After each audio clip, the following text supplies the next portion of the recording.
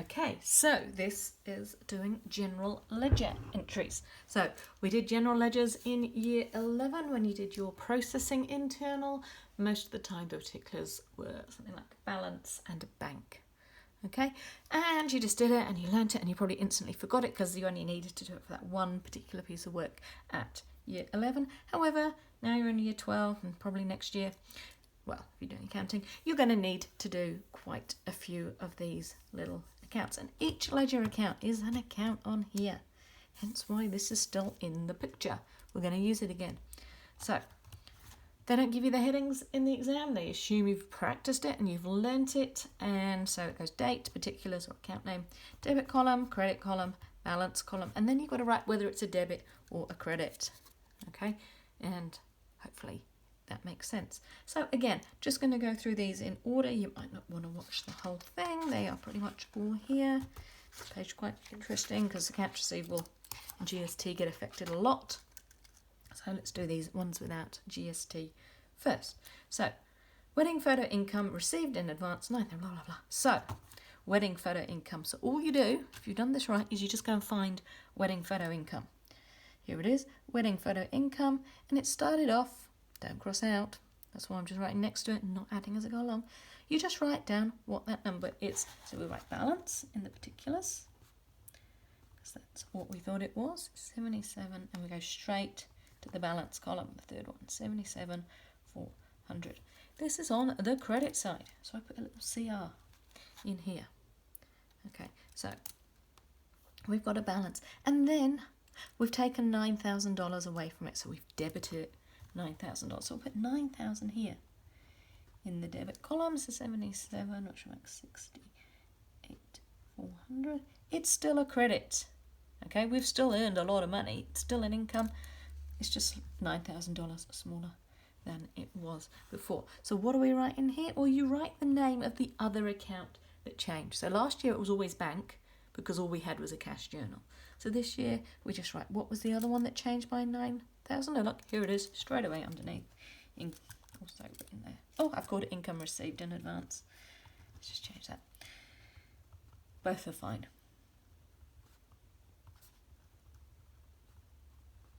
Okay, I have not indented it. It's not like a journal entry. It's just a ledger. What happened? This is what happened to my wedding photo income. Started off with this, took away this, gave me this much money. And then, if you've got this far, this is an income account. At the end of the year, we have to close our income and our expense accounts because that's how we work out our profit. That's how this gets reset back to zero for the start of the next year. So we need that to be zero. So if we've got 68,400 credit, what do we need to do to get that to go zero? We need to debit it by 68,400 because that minus that is going to be zero. And this is called income summary.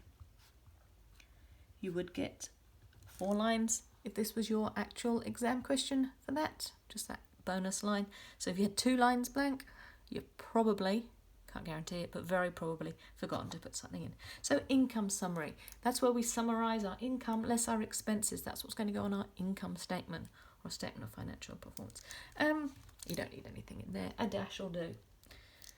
So there you go. We've filled it in and we've closed it. That's great. And then the next one is our income in advance. I've got too many lines here. That's my fault. So income in advance. It's been credited. No opening balance, so we don't write balance. So we've just got a credit entry here. So we 9,000 credit it. Put it in the credit column. And then in the balance, CR. What was the name of the other one? That's right. Right up in front of you here. Wedding photo income.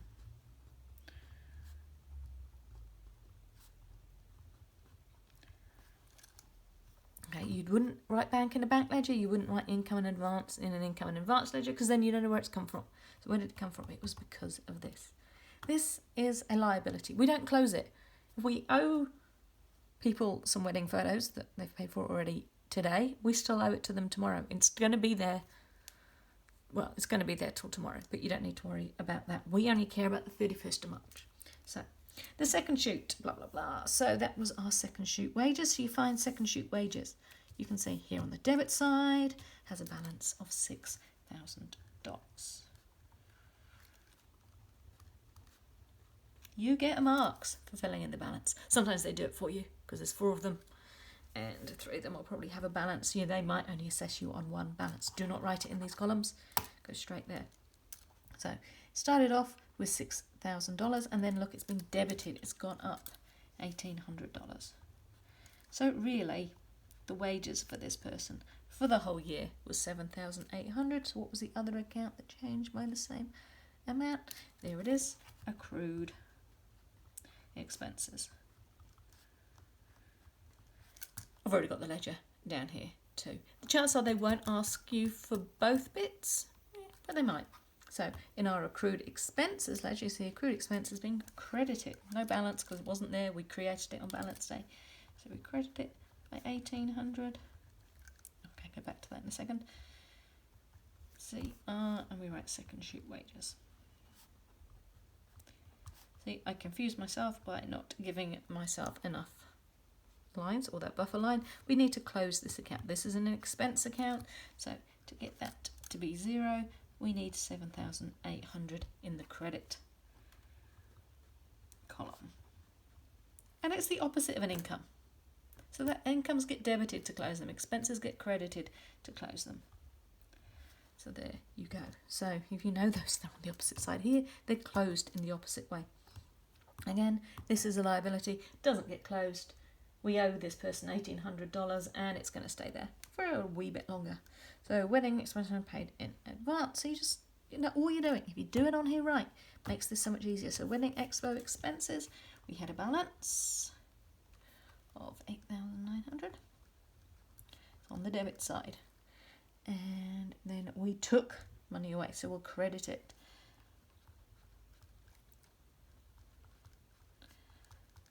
Still an expense. We still spent quite a bit of money on these wedding expo expenses that was for this year as opposed to next year's wedding expo expenses.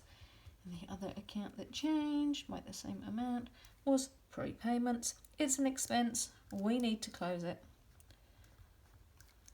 to our income summary.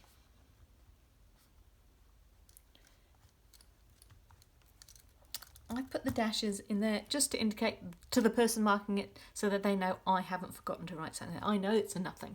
If you wrote debit in that one and that one, credit in that one, because that's what it normally is, that's probably fine, but you don't need anything. So prepayments, we created it, was no opening balance. What caused it? Wedding expo expenses.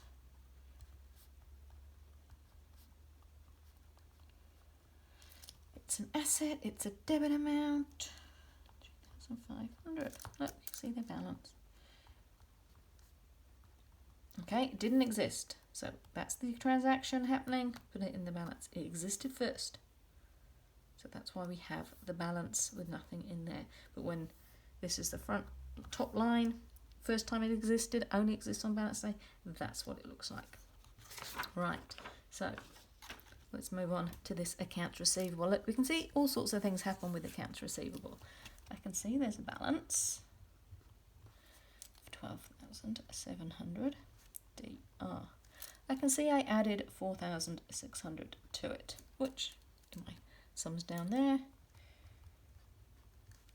gives us that much money. I can see I took away 2,300.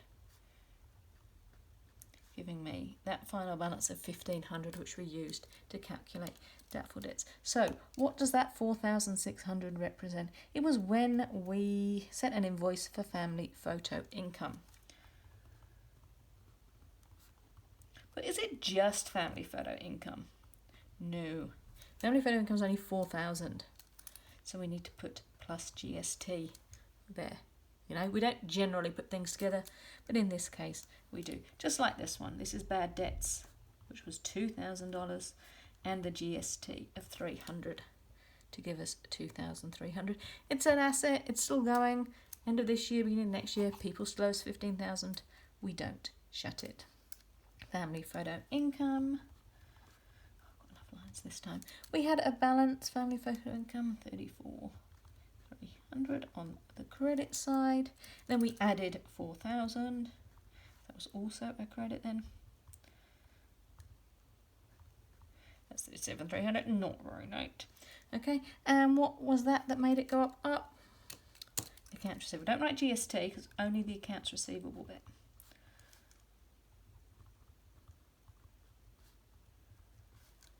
Okay, so 37.3, we need to close that. It's our income, one of our main sources of income. Wedding photos make more money.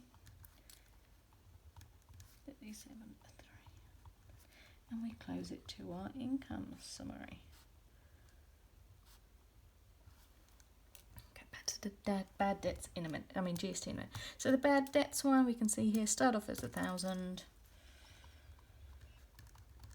We added, so we debited at 2,000, giving us 3,000. $3,000 worth of people not paying. Not the best, but times are tough. So with the balance there, and what is it that changed also by the 2,000? So it was accounts receivable.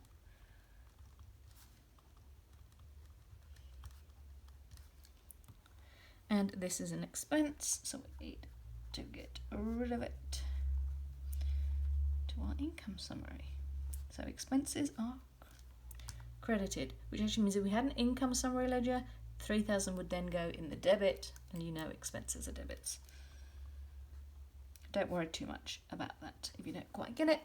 Just trust me. So we've got our GST ledger, and look, we can see we've actually changed it several times. So I'm going to put them all in. So we started off with 1,200 as the debit. We took 600, so we credited 600. Still a debit. We added 300. Okay, it's going up and down. That's fine. And then we're going to add 450.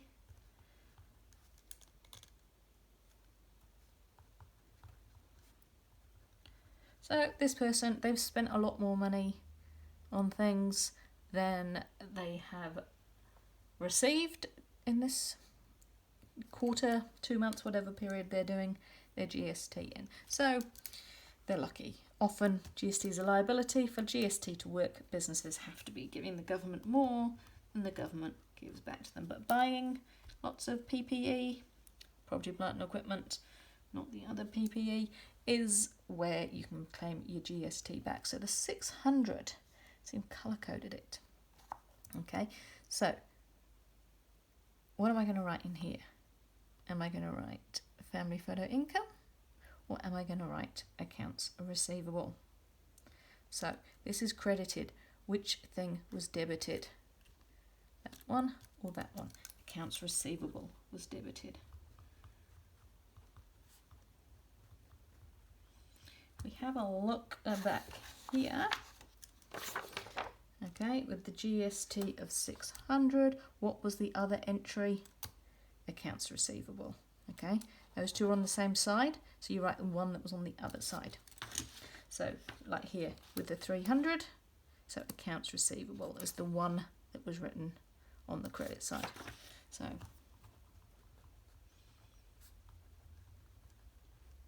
you generally don't do the GST ledger because it's not necessarily overly clear, a bit like my handwriting, what was going on here. And that 450 was 450 here. Was the debit, so the credit entry was accounts payable.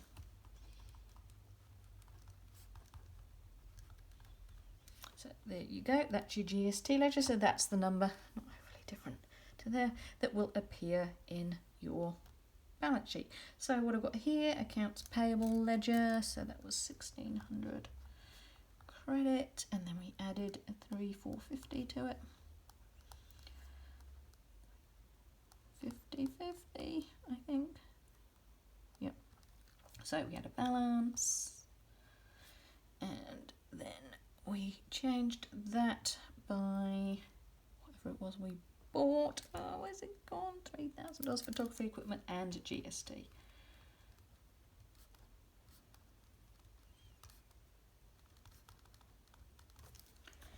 Okay, look here. So the 3,450 is that, and the accounts that changed, GST and photography equipment. There's a couple more to do. You might want to not watch the rest of this. It's pretty much the same. So, well, slightly different. So, doubtful debts, it didn't exist to start with, so all we're going to do is write allowance for doubtful debts.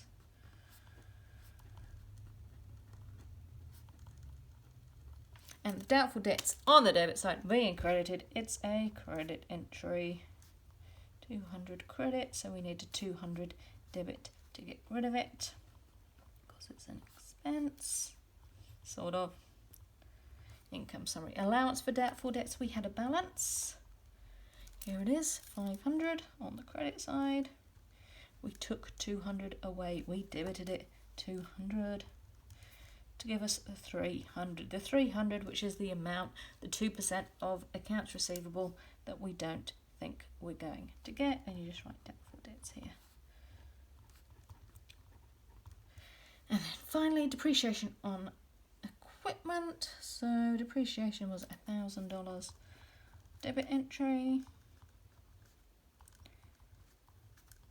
We need to credit it to get rid of it. So right, allowance for that.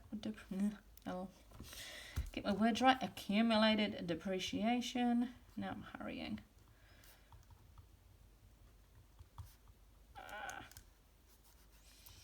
I know I needed the extra space. Right, I've marked exams long enough to know, that's fine. So accumulated depreciation on equipment, and then we close that to our income summary.